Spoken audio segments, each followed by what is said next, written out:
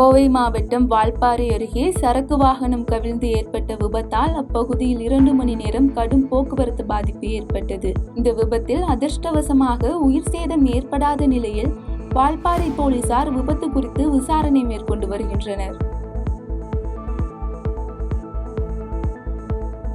தேனி அரசு மருத்துவக் கல்லூரி மருத்துவமனையில் மதுபோதையில் பொதுமக்களை அச்சுறுத்தும் வகையில் செயல்பட்டதோடு போலீசாரிடம் வாக்குவாதம் செய்த விடுதலை சிறுத்தை கட்சி நிர்வாகிகள் 2 பேரின் வீடியோ காட்சிகள் சமூக வலைதளங்களில் வெளியாகியுள்ளது. இதனைத் தொடர்ந்து இருவரின் மீதும் வழக்கு பதிவு செய்த போலீசார் விசாரணை மேற்கொண்டு வருகின்றனர்.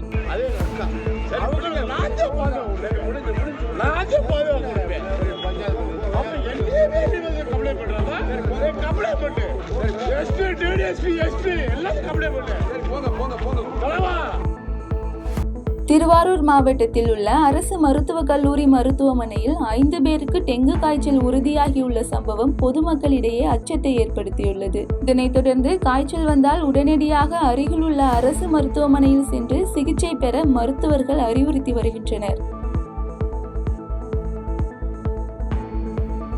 திருவண்ணாமலை மாவட்டம் வந்தவாசி அருகே புதிதாக கட்டப்பட்ட கால்நடை மருந்தக கட்டிட திறப்பு விழா சட்டமன்ற உறுப்பினர் அம்பேத்குமார் தலைமையில் நடைபெற்றது. மேலும் இந்நிகழ்ச்சியில் ஆரணி நாடாளுமன்ற உறுப்பினர் தரணிவேந்தன், திமுக ஒன்றிய செயலாளர்கள் பழனி, பெருமாள் மற்றும் மாவட்ட மாணவரணி அமைப்பாளர் கார்த்திக் உள்ளிட்ட ஏராளமான பொதுமக்கள் கலந்து கொண்டனர்.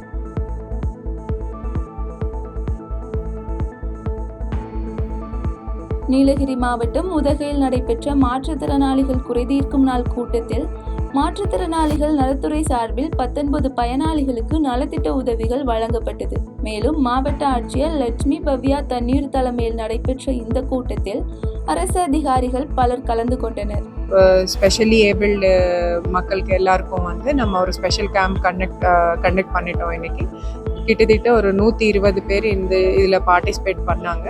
ஒரு 15 புது கார்டு நம்ம பண்ணி இப்போதான் இஷ்யூ பண்ணியிருக்கோம். இவங்க ஃபர்ஸ்ட் டைம் நம்ம ஃபோல்டில் வந்தாங்க. மீதி ஒரு 30 to 40 பேர் பெட்டிஷன்ஸ் கொடுத்திருக்காங்க. வேறு குறைகள் சொன்னாங்க. அது எல்லாமே கன்சர்ன் டிபார்ட்மெண்ட்டுக்கு கொடுத்துட்டு சால்வ் பண்ணுறதுக்கு இமிடியேட்டாக ஸ்டெப்ஸ் எடுக்கிறோம். நீலகிரி மாவட்டத்தில் உள்ள கோத்தகிரி பேரூராட்சியில் இருந்து நகராட்சியாக தரம் உயர்த்தப்பட்ட நிலையில் முதல் நகராட்சி கூட்டம் நடைபெற்றது.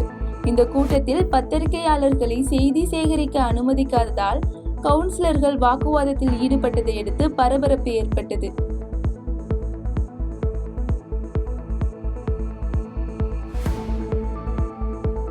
புதுச்சேரியில் IPL போட்டியில் RCB வெற்றி பெற்றதை கொண்டாடும் வகையில் பிரபல மொபைல் நிறுவனங்கள் பெயரில் 3 மாத இலவச ரீசார்ஜ் என்ற போலி லிங்க் மூலம் இணையவழி குற்றவாளிகள் மோசடியில் ஈடுபட்டு வரும் சம்பவம் பரபரப்பை ஏற்படுத்தியுள்ளது. இதனைத் தொடர்ந்து இதுபோன்ற போலி செய்திகளை நம்ப வேண்டாம் என்று புதுச்சேரி சைபர் கிரைம் போலீசார் தொடர்ந்து எச்சரிக்கை விடுத்து வருகின்றனர்.